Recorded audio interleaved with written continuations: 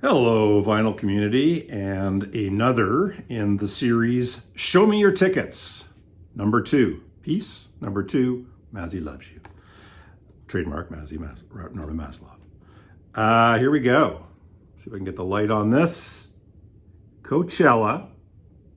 This wasn't like the beginning of Coachella, but fairly early days. It was the weekend of April 27, 28, 29, 2007. So I'm going to focus everything on that show in this one episode.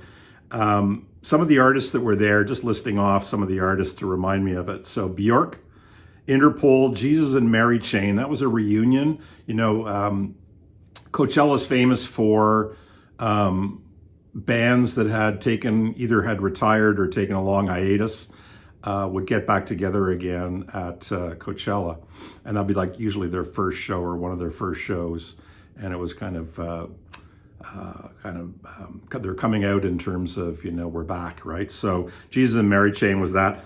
Sonic Youth, I think, had been away for quite a while. Sonic Youth was at this Coachella. Jarvis Cocker, Peaches, but the headliners were Bjork on the Friday night, Red Hot Chili Peppers on the Saturday, and Rage Against the Machine on Sunday. One of the things that's amazing in looking at this is, of course, you can't go to all the shows, right? So you pick the ones that you really want to go to. Sometimes there's conflicts at the same time. The other thing is that it is so hot. I think it was like 107 degrees or something like that, or 104 at some point. So we didn't tend to go early in the day because you would just get smoked. It would be so hot and you had to pace yourself.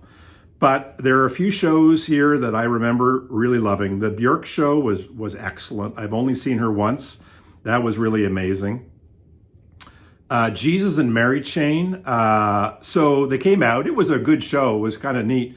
And then during the show, we were kind of right up front. And they're playing, I think, Just Like Honey. And there's a female vocalist singing with the Reed brothers. And I'm looking at the woman, and it's like, that's Scarlett Johansson. So Scarlett Johansson, perfect tie-in to Lost in Translation, sang on that song. So that was really cool. The Arctic Monkeys, they were good. What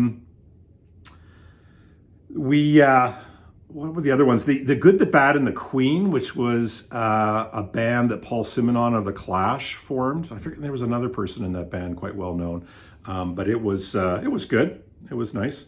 Arcade Fire, this was the second time, I believe, that Arcade Fire had played Coachella. And so they just blew up on the first time they played. That was when they kind of exploded as a band and became well known. I know it's not politically correct to say much about Arcade Fire, but you know, this was a happy memory. So when they played this 2007 Coachella, it was fantastic because you're just... everybody was anticipating a great show, and anybody who knows Arcade Fire puts on an incredible show. That was really great. I'm not a big Red Hot Chili Peppers fan. It was fine. Their show was pretty good. I hate to confess, we didn't see Rage Against the Machine. I think we left before the end of the show. I feel bad about that. You know, the Roots played this crowded house, and it's amazing when you look through all of this. It's sort of like, you know, Jose Gonzalez, who I really like, you know, in a smaller, probably in a tent. It wouldn't have been a you know, front and center. Midland, who I really like, the Avett Brothers. You know, there's just so many great acts. Rufus Wainwright was there.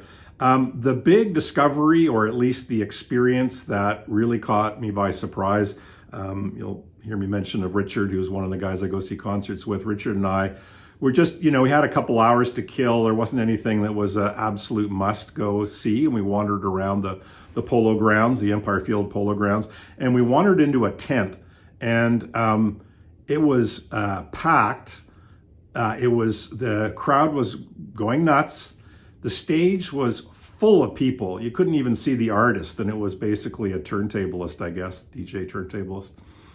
And you could just tell everyone was totally into it. And we sat there and listened to the show and watched the show, and it was riveting. It was like such a surprise. And that artist was Girl Talk. And anybody who knows Girl Talk, there's a documentary out called, I think it's called Rip It or or something like that. And it's about sampling and about music rights and the use of sampling in creating new music. And the guy behind Girl Talk, that's kind of what he's all about, and just takes these incredible samples, not in the sort of hip hop rap vein, but in the sort of generally rock and roll vein, I guess, or pop rock and roll, and repurposes it. And so good. And, you know, part of it is the actual music that's being created, and the other part of it is the crowd just going crazy. So that's my Show Me Your Tickets, number 2, Coachella 2007. Great memory. Went with about 8 or 10 friends. And again, any of you guys have shows and tickets that you can show for shows that you've gone to that have stories, I'd love to hear them.